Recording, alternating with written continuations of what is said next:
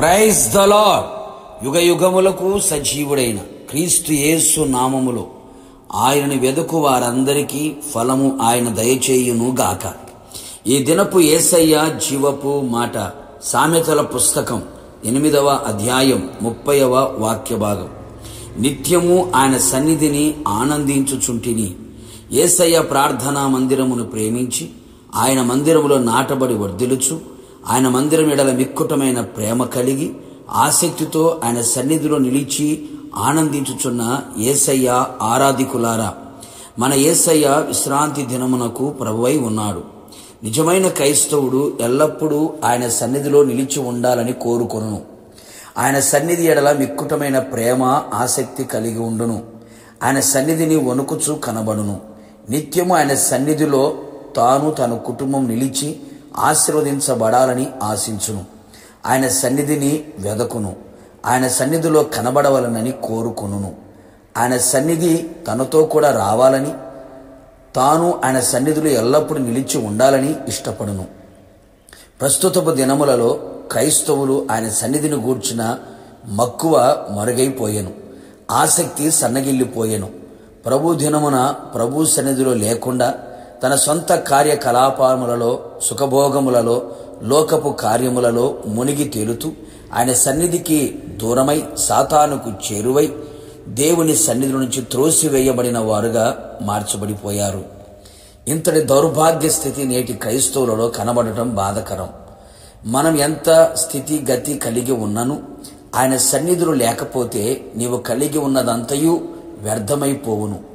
లోకపు దృష్టిలో గనుడవై ఉన్నను ఆయన దృష్టిలో నీవు అల్పుడవే అనే సంగతి గ్రహించు. ఆయన సన్నిధిలో నిలిచి ఉండుట విలువైనది కదా. అంతటి విలువైనది మరొకటి లేదు కదా.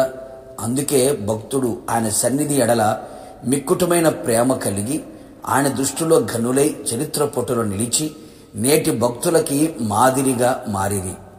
యేసయ్య వలన నిర్మించబడి ఆయన కలువరి శిలువ రక్తముతో కొనబడి కడగబడి బాప్తిస్మము ద్వారా ఆయనను ధరించుకొని ఆత్మచేత ముద్రించబడిన వారలారా, నిత్యము మనమందరము ఆయన సన్నిధిని ఆనందించవలెను.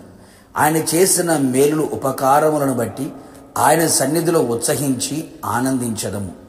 ఆయన మనకు అనుగ్రహించిన విలువైన రక్షణ ఆనందమును ఆయన సన్నిధిలో అనుభవించదము. ఆయన సన్నిధిలో ఆయనను స్తుతించుచు ఆరాధించుచు కొనియాడుచు ఆయన నామమును మహోన్నతముగా ఎంచి గణపరచుచు ఆయన సన్నిధిని నాట్యమాడుదుము. ఆయన సన్నిధిలో ఆయన ముఖదర్శనము చేత తృప్తి పొందుచు ఆయన కన్నుల ఎదుట నిలిచి ఉండెదము. ఆయన మృదుమధురమైన స్వరము వినుచు జుంటి తేనె ధరల కంటే మధురమైన మాటలతో నింపబడి ఆయన ప్రభావముతో తేజస్సుతో నింపబడి ఆయనలో పరవశము చెందెదము.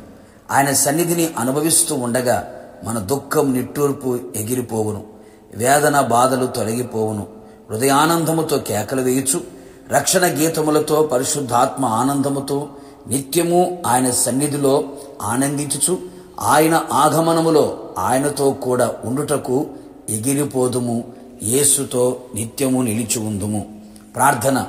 సర్వయుగములలో సజీవుడైన యేసయ్యని పరిశుద్ధమైన పాదములకి కృతజ్ఞతలు తెలియపరుస్తూ ఉన్నాం. ఎల్లప్పుడూ మేము మీ సన్నిధిలో నిలిచి ఉన్నట్లుగా, అలాగే కుటుంబాలు కూడా మీ సన్నిధిలో స్థిరపరచబడి ఆశీర్వదించబడినట్లుగా మీరు సహాయం చేయండి.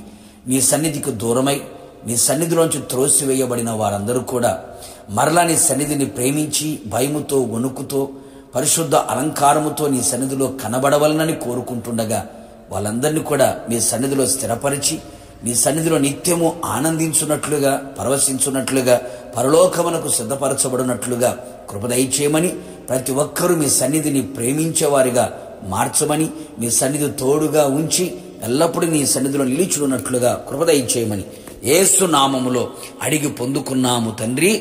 ఆమేన్.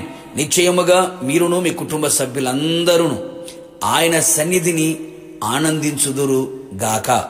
God bless you.